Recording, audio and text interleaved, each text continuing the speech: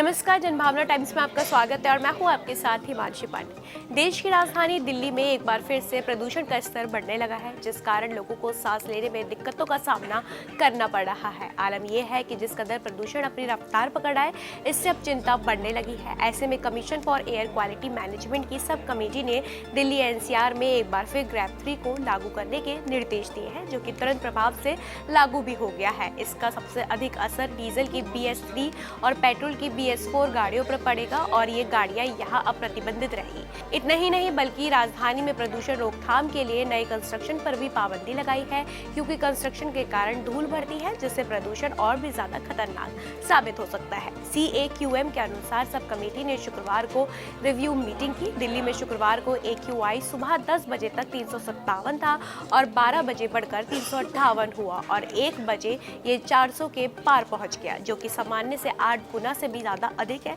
जिसकी वजह से लोगों को सांस लेने में काफी तकलीफें होने लगी। इसलिए भी प्रभावी रूप से ग्रैप 3 को लागू करने का निर्णय लिया गया। सबसे पहले हम आपको बताते हैं कि आखिर ग्रैप क्या होता है और इसे कब लागू किया जाता है। तो ग्रैप के 4 फेज होते हैं। ग्रैप 1 को लागू करने के लिए AQI 201 से 300 के बीच होना चाहिए।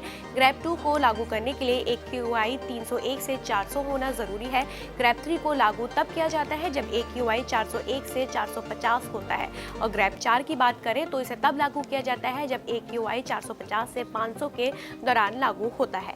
अब हम आपको समझाते हैं कि आखिर ग्रैप 3 को लागू होने के बाद क्या क्या होता है। तो इस दौरान दिल्ली की सड़कों पर पोल्यूशन कंट्रोल करने के लिए सुबह और शाम पानी का छिड़काव किया जाएगा। धुंध को कम करने के लिए रसियानों का भी उपयोग किया जाएगा। कच्ची सड़कों पर वाहन की आवाजाही पर बैन लगाता है।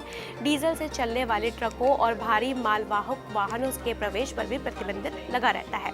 अब हम आपको बताते हैं कि ग्रैप 3 लागू होने के बाद कहाँ निर्माण कार्य जारी रहेगा।